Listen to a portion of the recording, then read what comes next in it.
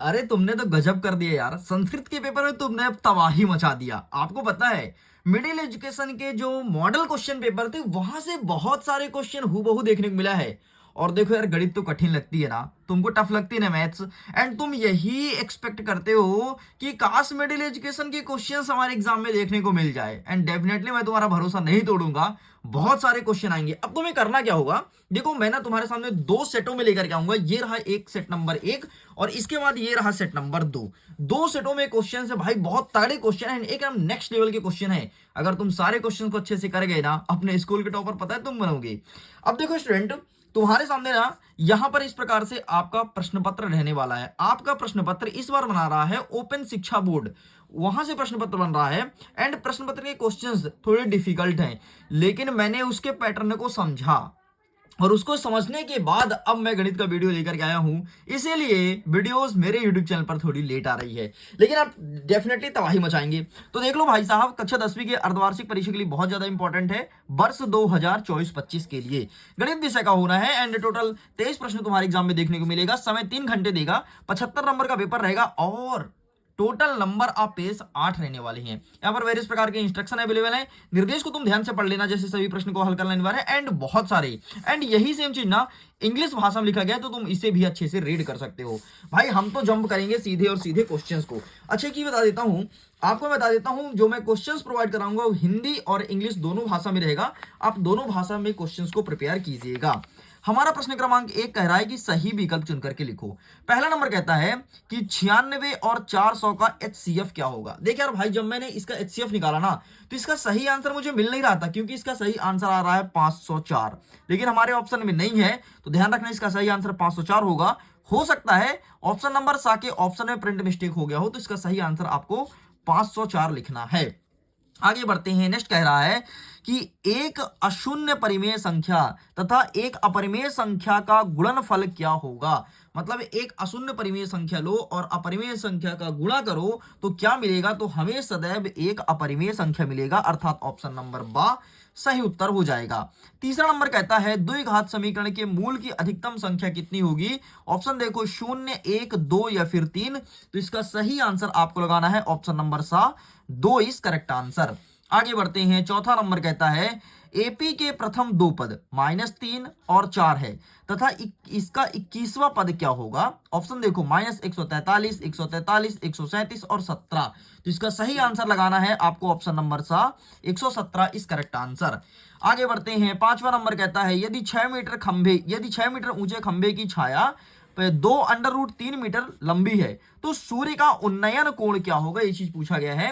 तो यहां पर ऑप्शन देखो 60 डिग्री, 45 डिग्री, 30 डिग्री या फिर 90 डिग्री, तो इसका सही आंसर आपको लगाना है ऑप्शन नंबर 45 डिग्री इस करेक्ट आंसर। एमपी बोर्ड का पसंदीदा प्रश्न, मूल बिंदु का निर्देशांक क्या होता है। पसंदीदा प्रश्न तुम्हारे एग्जाम में रखा मिलेगा। अरे तुम्हारे स्कूल में कोई भी सेट है, सेट ए हो या बी, 100% ये क्वेश्चन आएगा कि मूल बिंदु का निर्देशांक क्या होता है, उत्तर 0 0 लगाना। अब देखो यार, ये प्रश्न या तो आपके सही विकल्प में आ सकता है या तो आपके खाली स्थान में, लेकिन 100% ये क्वेश्चन देखने को मिलेगा।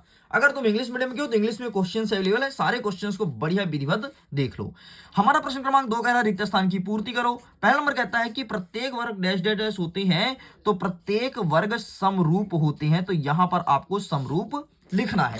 चलो आगे बढ़ते हैं। नेक्स्ट हमारा दूसरा नंबर कहता है द्विघात बहुपद में शून्य की अधिकतम संख्या कितनी है, तो दो घात बहुपद में शून्य की अधिकतम संख्या 2 है।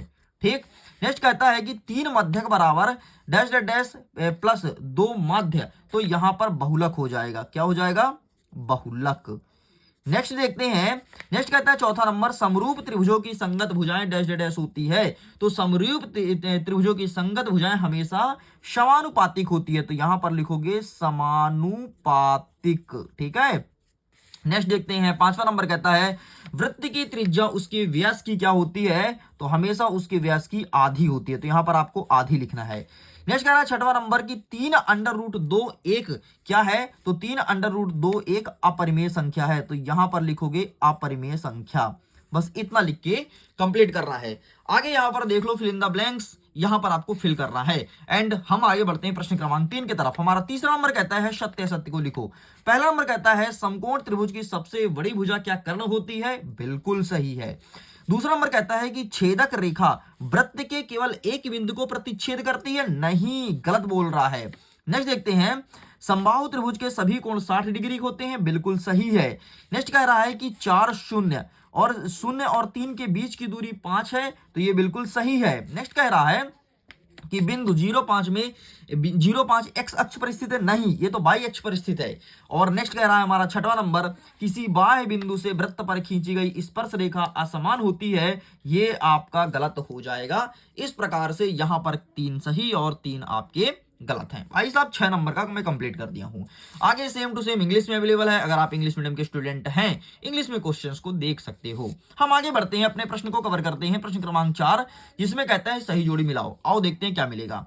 1 + tan स्क्वायर थीटा बराबर sec स्क्वायर थीटा होता है, ठीक है। नेक्स्ट देखो, tan स्क्वायर 30 डिग्री का वैल्यू क्या होता है, तो 1/3 होता है। 1/1 cos a का मान क्या होता है, तो sec a होता है। नेक्स्ट देखो, r त्रिज्या के वृत्त की परिधि तो 2πr होगा, ठीक है, तो इससे मैच कर दो। नेक्स्ट कहता है घन का पृष्ठीय क्षेत्रफल तो 6a² होगा, और घनाभ का पृष्ठीय क्षेत्रफल ये हो जाएगा 2ab धन bc धन ca। इस प्रकार से तुम्हारा ये भी कंप्लीट। अरे भाई तुम टॉप करने वाले। अच्छा सुनो, एक ना तुम्हारे लिए मैं बहुत अट्रैक्टिव ऑफर निकाल रहा हूं। ऑफर क्या है, अगर पहले 500 बच्चे पीडीएफ को डाउनलोड करते हैं तो उनको तगड़ा वाला पीडीएफ मिल जाएगा। अगर पहले 500 बच्चे लिंक को टच करते हो, डाउनलोड करते हो, तुम्हारे पास तगड़ा वाला पीडीएफ आ जाएगा। और जैसे ही 500 से अधिक बच्चे होते हैं, पीडीएफ डाउनलोड होना बंद हो जाएगा, क्योंकि मैंने अधिकतम लिमिटेशन 500 रखा है। एंड जैसे ही जब मेरा नेक्स्ट वीडियो आएगा उसमें भी मैं 500 लिमिटेशन रखूंगा, इसके बाद पीडीएफ नहीं दिया जाएगा। और जो बच्चे मेरे व्हाट्सएप ग्रुप में जुड़े हैं उनको पूर्णतः फ्री में बिना डाउनलोड करे ऐसे ही पीडीएफ सेंड कर दिया जाएगा, ठीक है। अब बहुत सारे बच्चे बोलेंगे सर व्हाट्सएप का क्या प्राइवेट ग्रुप है, क्या पैसा लेते हो? नहीं, व्हाट्सएप ग्रुप में जुड़ने का कोई पैसा नहीं लगता है, टोटल फ्री है। बहुत सारे बच्चे जुड़े हैं, मेरे पास लगभग 3000 बच्चे जुड़े हैं, लेकिन वहां पर सीटें नहीं मिलती भाई, लिमिटेड सीट है, लिमिटेड। वहां पर मैं सीट बढ़ा नहीं रहा हूं, लिमिटेड सीट है और सीट नहीं मिलती। अभी वर्तमान में पूरा फुल है, आप जाकर के देख सकते हो। चलो आगे बढ़ते हैं। नेक्स्ट हमारा क्वेश्चन क्या कह रहा है, प्रश्न क्रमांक 5, एक वाक्य में उत्तर दो। ए नंबर कहता है एपी का n पद ज्ञात करने का सूत्र लिखिए। तो इसका सही आंसर क्या लिखोगे, n पद हमें ज्ञात करना है तो a + n-1 d, इस प्रकार से a वा पद ज्ञात किया जाता है। आगे देखते हैं नेक्स्ट, एक वृत्त की कितने समांतर रेखाएं होती हैं, तो एक वृत्त की 2 समांतर रेखा होती है। तीसरा नंबर कहता है कि समीकरण x² - 4x धन 4 बराबर 0 के विविधकर का मान क्या होगा, तो 0 होगा। नेक्स्ट देखते हैं, समांतर श्रेणी के 2 लगातार पदों का अंतर क्या कहलाता है, तो इसे बेटा सर्वांतर कहा जाता है, सर्वांतर। नेक्स्ट कहते हैं, यदि ABC वास्तविक संख्या है एवं a बराबर 0, तब द्विघात समीकरण का रूप क्या होगा। यहाँ पर मैं लिख देता हूं ax² + bx + c बराबर 0। आगे बढ़ते हैं, छठवां नंबर कहता है वृत्त के एक बिंदु पर प्रतिच्छेद करने वाली रेखा क्या कहते हैं, इसे कहते हैं स्पर्श रेखा। क्या कहते हैं, स्पर्श रेखा। लो स्टूडेंट, इस प्रकार से मैंने प्रश्न क्रमांक 5 तक सब कुछ कंप्लीट कर दिया है। भाई साहब आगे बढ़ते हैं, इंग्लिश में अवेलेबल है, अगर आप इंग्लिश मीडियम के स्टूडेंट हैं इंग्लिश में बढ़िया बाकायदे प्रश्न को देख सकते हो। अब चलें आगे बढ़ते हैं, फटाफट 2 नंबर 3 नंबर सारे क्वेश्चंस को कवर करेंगे और जल्दी जल्दी कवर करेंगे, समय ज्यादा नहीं है, तो हम आपके सामने एक एक चीज को दिखाने वाले हैं, बढ़िया इत्मीनान से देखिएगा। देखो सबसे पहले हमारा छठवां नंबर कह रहा है कि एक संख्या दिया है 6 और 20, इसका आभाज्य गुणनखंड करना है और HCF और LCM को फाइंड करना है। ये रहा तुम्हारे सामने आंसर, स्क्रीनशॉट ले लो, ठीक, साइड करते हैं। नेक्स्ट कहता है अथवा में एक द्विघात बहुपद ज्ञात कीजिए जिसके शून्य का योग √2 और गुणनफल 1/3 है। हमें द्विघात बहुपद बताना है, तो ये रहा तुम्हारे सामने आंसर, स्क्रीनशॉट ले लो, दैट्स इट। चलिए साइड करते हैं। नेक्स्ट कहता है 7वां नंबर, आभाज्य गुणनखंड विधि से 12, 15, 21 का HCF ज्ञात करो। आभाज्य गुणनखंड विधि से 12, 15 का HCF निकालना है, तो ये रहा तुम्हारे सामने, स्क्रीनशॉट ले लीजिए। आगे बढ़ते हैं, नेक्स्ट कह रहा है अथवा में सिद्ध कीजिए कि 5 - √3 एक अपरिमेय संख्या है। तो ये देख लो 7वें का अथवा का उत्तर ये रहा तुम्हारे सामने। आगे बढ़ते हैं, 8वां नंबर कहता है कि द्विघात बहुपद 6x² - 3 - 7x का शून्य की ज्ञात कीजिए। तो ये रहा है आपके सामने, प्लीज टेक अ स्क्रीनशॉट, इसका फोटो क्लिक कर लो। आगे बढ़ते हैं। अथवा कहता है एक द्विघात बहुपद ज्ञात कीजिए जिसके शून्य का योगफल तथा गुणनफल 1 और 1 है। तो हमें द्विघात बहुपद फाइंड करना है। तो ये रहा तुम्हारे सामने आंसर, ठीक है। इसका तुमने ऊपर वाला लिया ना, ठीक है, ये पूरा नहीं हुआ है, एक्स का वैल्यू निकालना है फिर यहाँ पुट करना है, ठीक।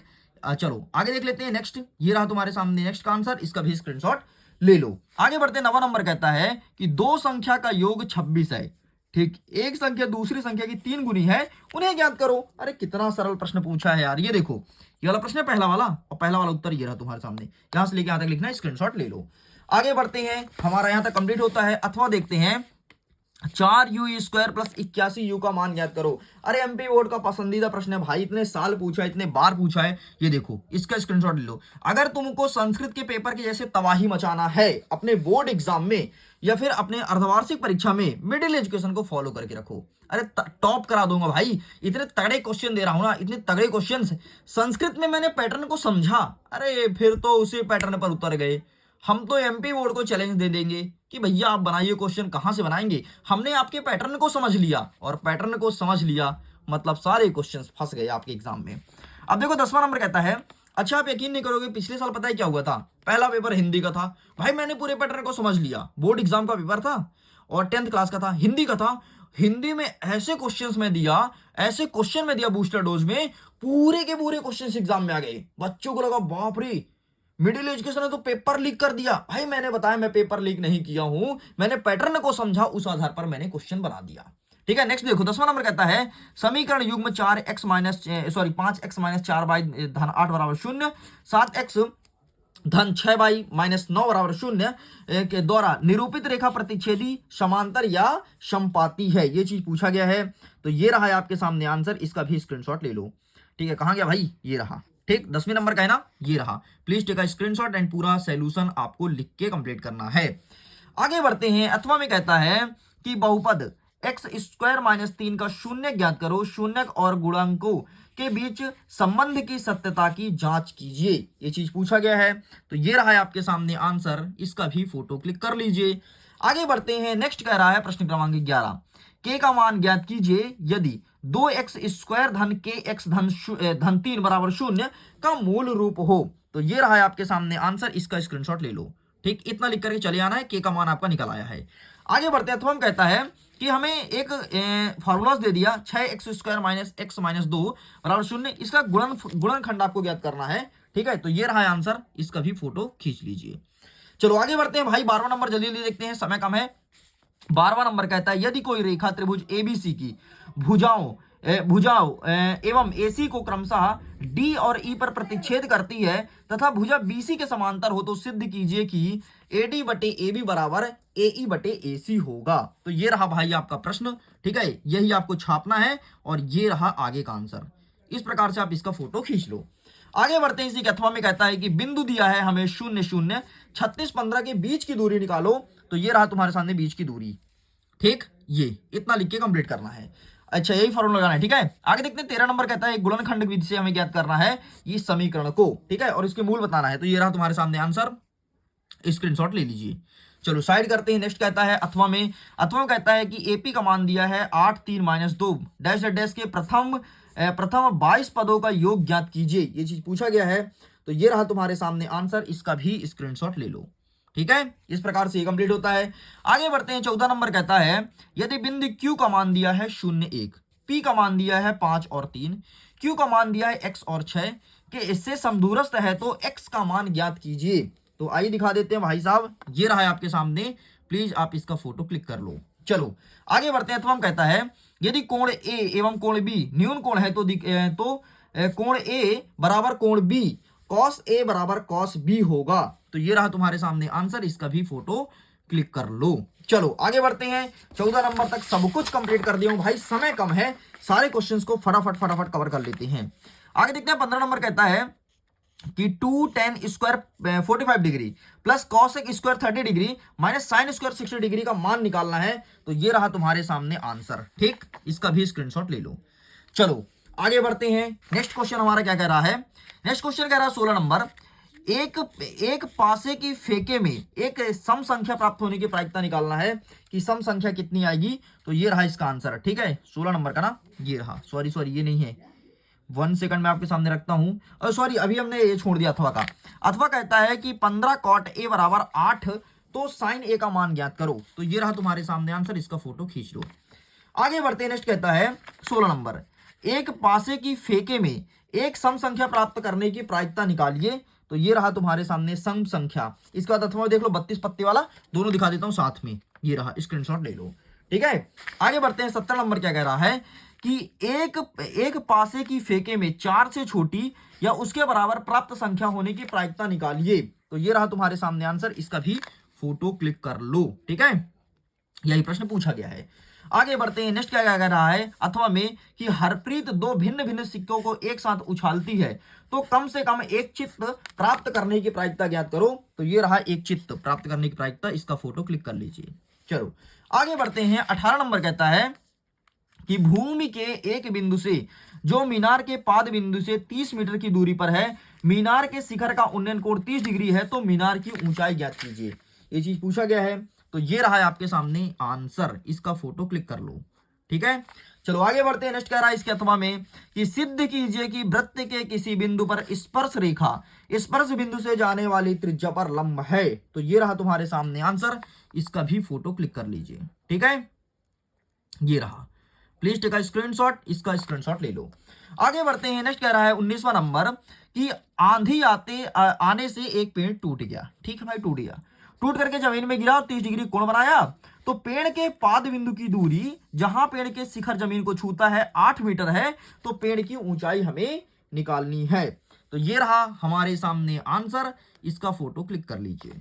आगे बढ़ते हैं, नेक्स्ट कह रहा है इसी के अथवा में कि 5 सेंटीमीटर वृत्त 5 सेंटीमीटर त्रिज्या के एक वृत्त जो 8 सेंटीमीटर लंबी जीवा पी क्यू है तथा पी क्यू से स्पर्श रेखा टी पर प्रतिच्छेद करती है, तो टीपी की लंबाई हमें ज्ञात करनी है। तो आइए हम दिखा देते हैं इसका अथवा वाला, ये रहा आंसर, इसका भी फोटो क्लिक कर लो। आगे देखते हैं, इसे कुछ आंसर्स रह गए थे, ठीक है, ये हमारा रह गया एंड इसके आगे का आंसर, ठीक है, तो इसका भी फोटो क्लिक कर लो। अब देखो 20वां नंबर कह रहा है कि एक छतरी में 8 ताने हैं। ताने क्या होता है, इस प्रकार छतरी होता है और छतरी में जो वो लगे होते हैं कड़ाई, उसे ताने कहते हैं, ठीक है। तो 8 ताने हैं जो बराबर दूरी पर लगे हैं। छतरी को 45 सेंटीमीटर त्रिज्या में एक सपाट वृत्त मानते हुए इनकी 2 क्रमागत तानों के बीच का क्षेत्रफल ज्ञात कीजिए, ये चीज पूछा गया है, ठीक है। इसी का तमाम देखो, त्रिज्या 21 सेंटीमीटर वाले वृत्त का चाप केंद्र से पर 60 डिग्री कोण अंतरित करता है, तो चाप की लंबाई ज्ञात करो और त्रिज्य खंड का क्षेत्रफल निकालो। तो ये रहा तुम्हारे सामने दोनों का आंसर, ठीक है, ये तुम्हारा ऊपर वाला, ये रहा था तुम्हारा नीचे वाला। चलो स्क्रीनशॉट हो गया ना।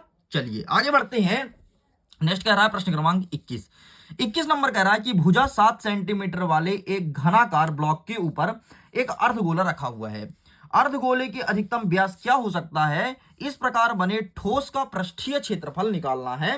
तो ये रहा तुम्हारे सामने आंसर, इसका भी फोटो क्लिक कर लो।